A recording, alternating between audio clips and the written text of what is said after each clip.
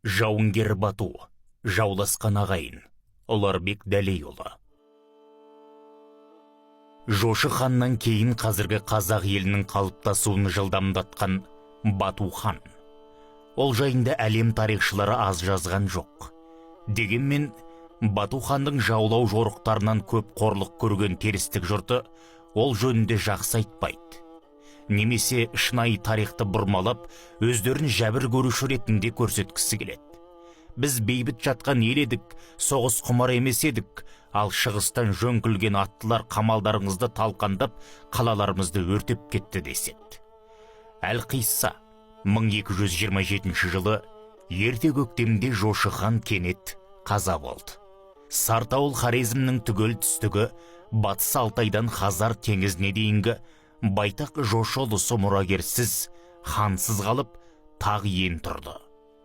Қысас соңы құпия өлімге ұласқандықтан, Жошы хан соңына өсиет қалдырып үлгермеген. Оның үстіне денсаулығы өте мықты, алпамсадай батыр, бір түмен темір қолмен тұтас тоғайлыны Байгөл бойын шарлап, ойрат қырғыз, қоры түмәт пен барғұтты, оған қоса қаншама түрік тайпаларын айналасы бір жылдың ішінде бағындырған. Түстіктегі Таңғұтты шауып, астанасы Жыңшыңфоуды селге тоғытқан. Жебе, Сүбітай үшеуі қағанат қолының алдын бастап, Түлка суда Қытайдың 40 түмен қолын түгел жусатқан атақты жорықта шеп бұзған. Алтын елдің астанасы Жындуды өртеп, қырғыз тұмат бүлігін басқан. Сартауылды шауып, Сейхундария бойындағы қалаларды, Отырар мен Самарқанды алысқан Жошының өлім турасында мұрагер жайында еш дайындығы болмаған.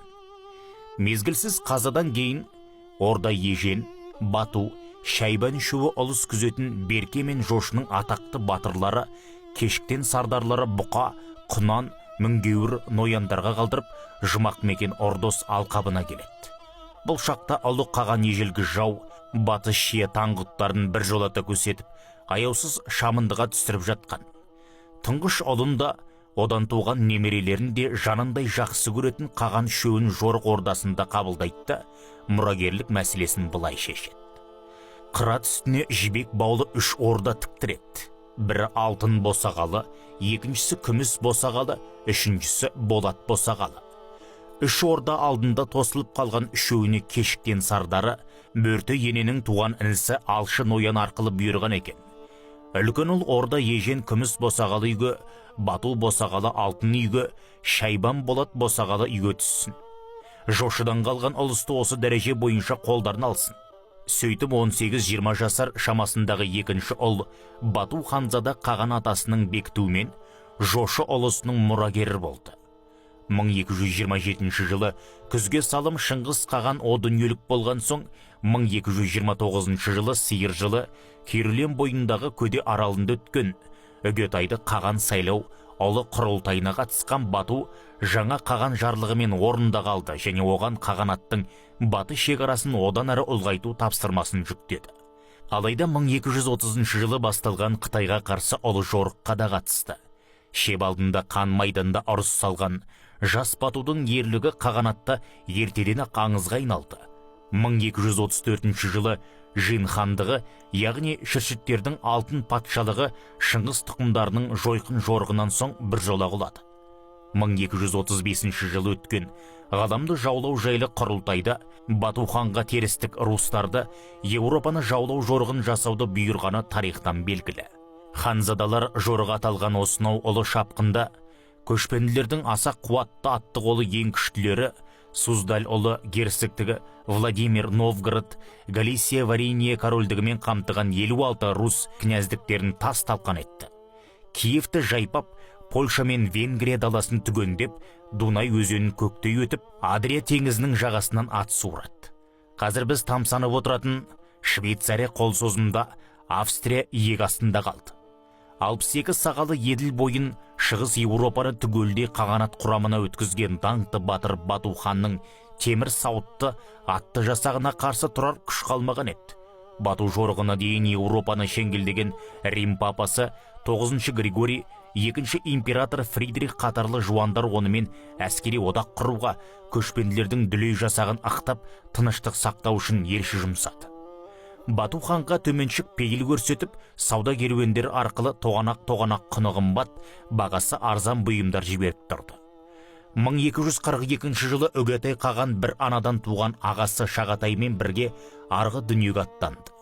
Өмірінің соңы ішімдікке байланып, денсаулығынан ерте айырылғаны болмаса, Үгетайдың өзі де ер жүрек батыр еді. Ол өлген соң тақ таласы туып, қанағат ішіне ала құйын өсек, желдірме аяң тараған шақта Бату хан Еуропа жақта жорықта еді. Орда ақсүйектер ішінде түрлі қайшылық туып, Қарақорымда ұлы қаған сайлау құрылтайы кешіге берді.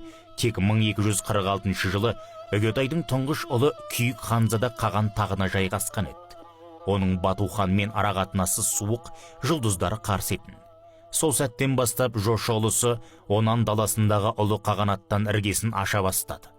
Парасатты Бату хан өте ыңғайлы саясат жүргізіп, құрылтай сайын жасақ ертіп, тақымын қажап, орталыққа шапқылайтын еріксіз сапарын тоқтатты. Шақырулардың ешбірін қабылдамай, Дәшті Қыпшақ даласына жатып алған. Оған ерегеске барған Күйік қаған 1248 жылы ауыр қол бастап, жошы ұлысына шабуға аттанды. Жорық жолында кенет ауырған Күйік қаған да жұмбақ күйде қаза болды. Елші таңбасын бет-жүздікке ұстаған француз тыңшысы Вильгельм Рубрук Күйіктің өлімін Батудан көреді. Күллі қағанатты атағынан ат үркіп, жылаған бала уанатын даңқ пен беделге ие ер жүрек Бату хан ұлы қағанаттағы сайлауға өз ықпалын баса жүргізіп, 1251 жылы Шыңғыстың кенжесі Төленің ұлы Мөңкені таққа көтерді. Мөңке қаған арқылы Төленің тағы бір ұлы Құбылайға жасақ билігін ұстатып, тұтас Қытайды шаптырған еді. Ол ақымақ бала кейін күллі қағанатты Қытайға өз қолмен жығып берді. Тәтті шарап, шырын сөз, жібек мата, қылымсыған Қытай сұлулары қашанда қауіп болған. Ол бөлек әңгіме. Бөртеден туған 4 ұл бала күнден 2 топқа, жошы мен Төле, Шағатай мен Үгетай болып өзара жаңжалдаса беретін. Соңы ұрпақтарының жұмбақ өлімдеріне, сырлы-ғырлы таластарына ұласып неше буын бой жалғасты. Қағанатты 40-қа бөлді. Жошы ұлысын кереметтей өркениетке, ғалам алдында биік беделге жеткізген Бату хан 1256 жылы 52 жасында Сарай Бату шәрісінде алапес ауруынан тәңір дәргейіне аттанды. Сөйтіп жошы хан басын құраған ұлыстың керегесін кеңейтіп, босағасын бекіткен Бату ханның алдында біздің де өтеуге тиісті борышымыз мол екені